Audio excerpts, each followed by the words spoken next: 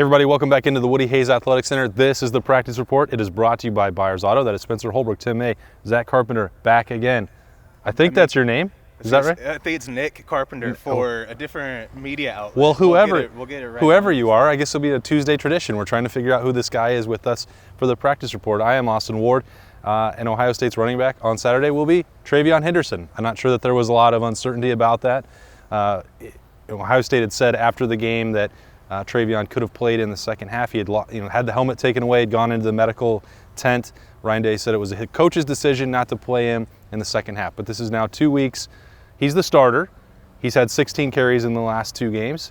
That can be a good thing in the long run. It can also be a little bit of a challenge to manage with a true freshman, as good as he's been, that he's still not done this a lot. But Zack, he's good to go. That's probably good for the Buckeyes. Yeah, I think it was pretty simple from Day. Like, yep, he's good to go. No worries about his status at all. But a point you make there that I was thinking of during the press conference is TreVeyon was recruited, and one of the biggest pitches reasons he came here was because he wanted a work share in the backfield. He didn't want to necessarily be a bell cow back getting 25, 30 carries for the next 3 years, because it's one of those. His idea was, I want to save tread on the tires for when I get to the NFL. So that's what was interesting, was hearing Day kind of talk about that a little bit. He touched on there's that balance of, yes, he's the best running back in the room. He's the starter. He's the talent who's going to take us to where the offense needs to be. Paraphrasing from what he said, but that was a good point that he touched on there. That they need a more of a split, more of a balance. I think the paraphrase, you should say, take us to the promised land is what he was. I'm just messing with you. That would really be taking it from paraphrasing to hyperbole. Yeah. Spencer, we've seen what this guy can do, and I think the other part of this is, how long was it going to take until TreVeyon Henderson emerged? And he's been doing that without even getting 25, 30 carries a game. So we've seen just in flashes what he can do. Obviously, he sets a school record for freshmen a couple weeks ago, and was important in that Tulsa game.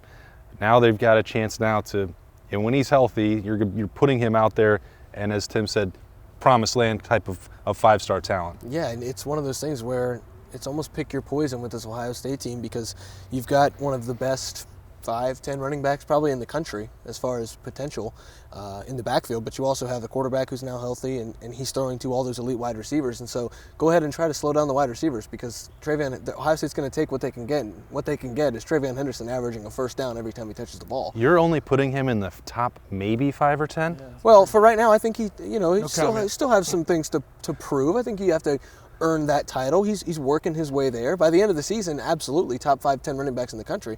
He did it again. Well, here's what you do. At this point, then you get him to name. Isn't he? 9. Yeah, I know that he could. He probably has a top 10. Knowing how much Spencer follows and loves college football nationally, but I know he does. I think he already leads the country in rushes over 40 yards on these. Absolutely. Okay, TreVeyon Henderson, you are one of the. We know top 5 or 10. We know he watches. 5 best running backs in the country. Wow, I could name the other 4, but this is an Ohio State show. Yeah. Now I'm getting this is hyperbole. Marcus Anyway, well, we're doing Williams. You're a homeowner. He's definitely one of the top 5 running backs on Ohio State's roster. Yeah, I would say without question. He's really talented, and he gives Ohio State a really good chance to win every game. And I said it on the post game when we were standing on the field at Rutgers, if CJ Stroud plays the way he played against Rutgers, Ohio State can win every game that it plays. I think if TreVeyon Henderson has any sort of performance close to his peak, it gives Ohio State that much better of a chance to beat even the best teams in the country. And that is huge, knowing that even if CJ Stroud or one of those receivers has an off game, you can hand it to a running back that can take it the distance on any play, no matter where he is on the field. You know, one of my favorite parts of my podcast this week with you was when you were talking about the fans. You could see outside the stadium who were still lined up trying to get in after Ohio State. And when Ohio State went up 14-0, a lot of those fans looked like they were going the other direction. They'd coming in. But one of those plays, obviously, was TreVeyon Henderson running through a hole about 5 yards wide where he wasn't touched, for that big, long touchdown run. And there are probably 25 other running backs who could have scored on that play, too. Oh, yeah, exactly, or maybe 26. But the bottom line was just how well that play was blocked was crazy, and then how quickly he got through it and scored. And you just see what's coming on with this offense. But what I was going to get to the developer is why he can stand there and just the late second quarter and in the second half is Master Teague III seems to be on the beam again. And then, for example, Marcus Crowley, Mayan Williams wasn't on the trip, but Marcus Crowley showed a little bit of the flash of what we saw a couple of years ago before he got hurt, I thought, which was very encouraging for this group. And he probably needed as much work as anybody just to kind of prove himself and stuff to this group. And that's what you're seeing about this team is depth just developing right before your eyes, that you can sit a TreVeyon Henderson and still win a game 52-13.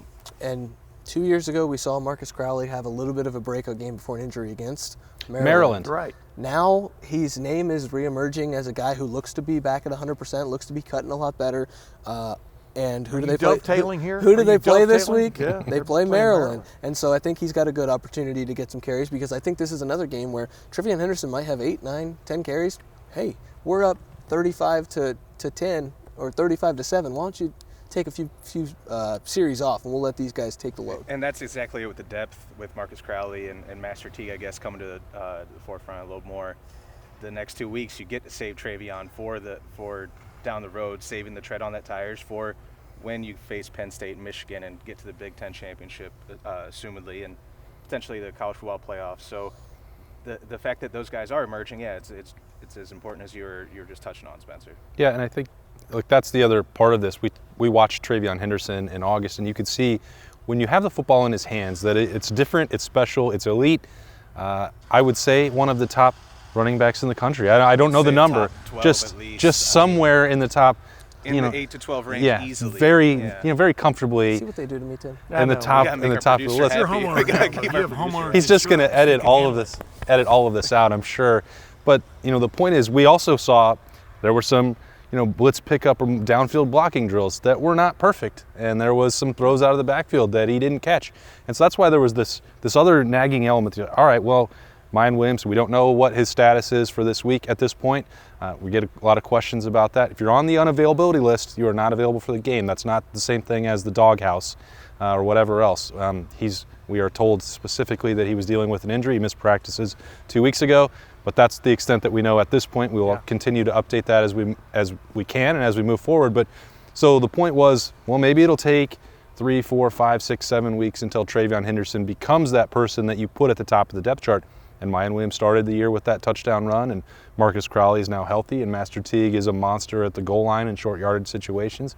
So he didn't really have to do that, but there was that shift, obviously, at Tulsa where you saw this is the direction that this offense is going to go. But it's still not in a position where he has to be the de facto leader of the offense, because now Stroud is healthy. You have Chris Olave, Garrett Wilson, and Jackson Smith and Jigba. You're getting this fantastic blocking from the offensive line. Jeremy Ruckert coming along. G. Scott starting to get some work increasingly as a passing threat at tight end. So Mitch Rossi. Mitch Rossi at fullback.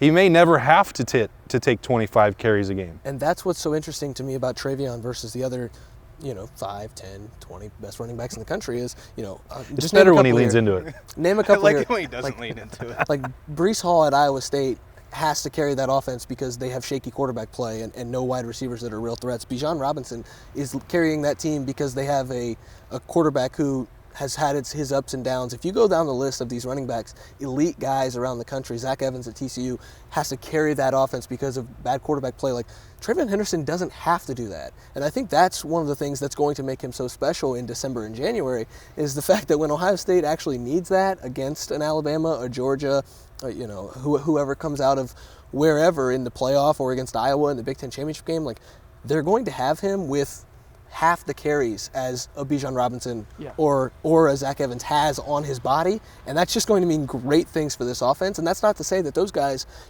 Marcus Crowley and Master Teague and when Mayan Williams is healthy, they can also spell him and come in and be really good playmakers in those games. But when you talk about keeping TreVeyon Henderson away from that freshman wall that some guys tend to hit, you're talking about a special run that could be coming. Yeah, think about the impact that big run he had that I referred to a while ago, the crowd disperser. Think about the impact that had, though, on that Rutgers team, for example, which had come off playing Michigan extremely physical, second half stoning them, really, in the running game as well as everything else they were trying to do. And then, boom, Ohio State shows up with this freshman running back, and he goes the distance, and you're in for a fight of another. It's a different caliber Yeah, challenge. with than- another yeah. with another fighter out there, another heavyweight, and just how that just changed, just their thinking more than anything else. Their what do you want to call it? Their demeanor from the standpoint of thinking they were all that, and suddenly Yeah, they got creased. It wasn't that they were dealing with another heavyweight. It was that they were dealing with a heavyweight. The heavyweight. They weren't ready for that. Yeah. In Michigan, I think that That's it. Well, whatever we're taking from that is like Well, you can be a heavyweight and still be kind of flabby, but go ahead. that's also true. What else did Zach? Did you take out of this press conference? Now that CJ Stroud is healthy, now that TreVeyon Henderson was going to play, it wasn't like the newsiest press conference of Ohio State's season. So that's another sign maybe that this thing is starting to get back on the track that they envisioned. Yeah, it feels normal, right? When we get Marcus Williamson out there. He's probably one of the best interviews on the team. He's always Probably talking top about 10, humble. 20. He's at least top 12, I would say, in the nation. But I didn't really the TreVeyon Henderson stuff, like that was as simple as it could be, where he's good to go, and still that's what we're mainly talking about here. I know a point that you said about Dave talked about.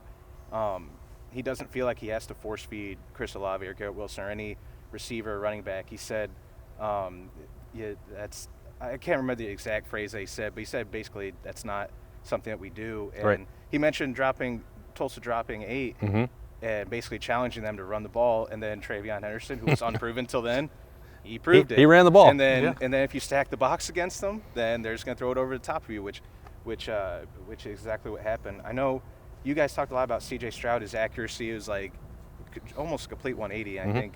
I don't remember Dave talking about the health of C.J. Stroud today that often. So it's pretty much it's gone, right? Didn't come up. Yeah, we can move on from that. Yeah, exactly. Yeah. But we throw for 484, for example, the week before against Oregon. Your accuracy isn't that bad. I mean, you know what I mean? I just think what we saw on Saturday was a guy that seemed very sure of what he was seeing. Number 2, had his feet under him.